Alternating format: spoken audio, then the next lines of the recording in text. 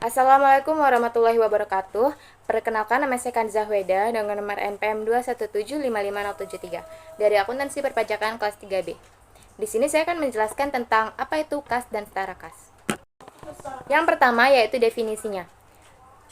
Definisi dari kas yang pertama yaitu aktiva atau aset perusahaan yang paling liquid atau paling mudah diubah ke dalam bentuk yang lain dan paling rentan terjadi penyelewengan, penipuan, dan pencurian.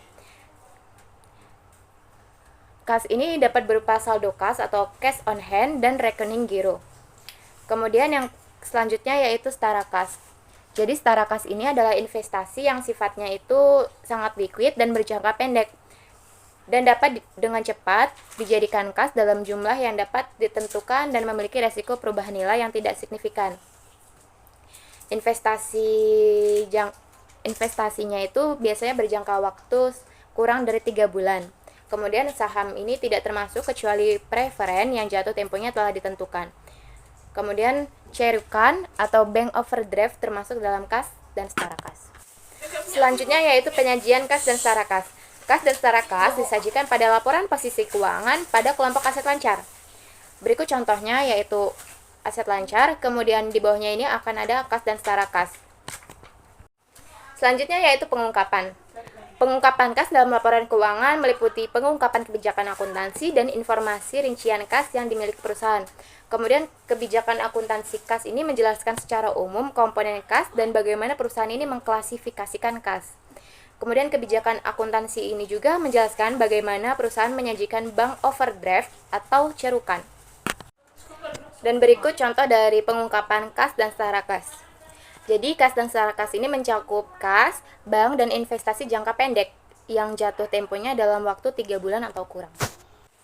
Selanjutnya yaitu karakteristik dari kas. Yang pertama yaitu aktif tapi tidak produktif. Jadi maksudnya ini untuk memperoleh rentabilitas, kas ini tidak boleh dibiarkan menganggur.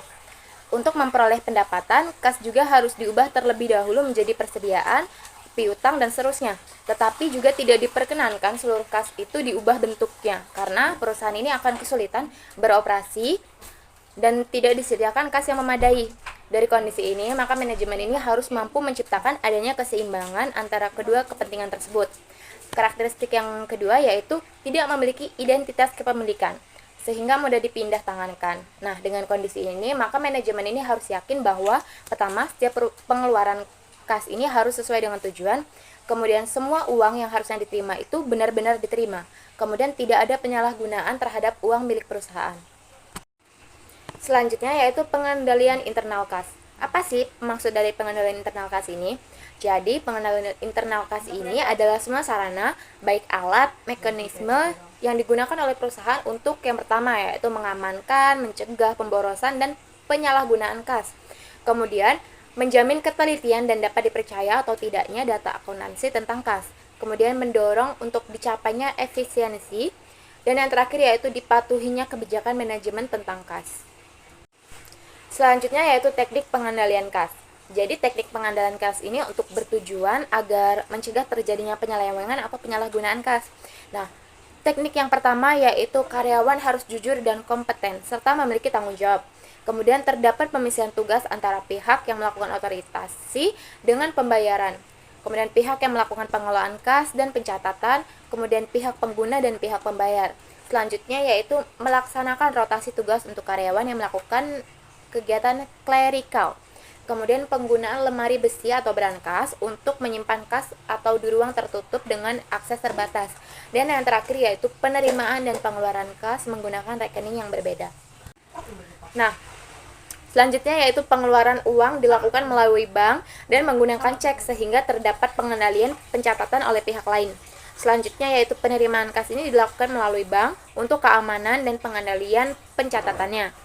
Kemudian penggunaan sistem impres kas kecil untuk memenuhi kebutuhan kas dalam jumlah kecil. Kemudian rekonsiliasi antara pencatatan perusahaan dengan rekening koran bank. Dan yang terakhir yaitu pemeriksaan fisik kas secara berkala dan tiba-tiba. Selanjutnya yaitu sistem impres kas kecil. Terdapat dua sistem kas kecil yaitu sistem impres atau dana tetap dan fluctuating system atau dana berubah-berubah. Nah, yang pertama yaitu sistem impres kas kecil. Jadi, sistem impres kas kecil ini adalah mekanisme di mana kas kecil dipertahankan untuk tetap.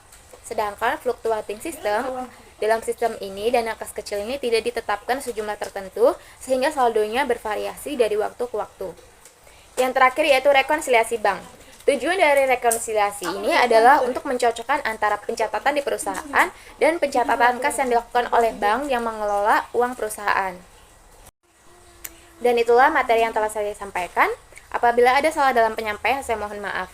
Saya ucapkan terima kasih, semoga bermanfaat. Assalamualaikum warahmatullahi wabarakatuh.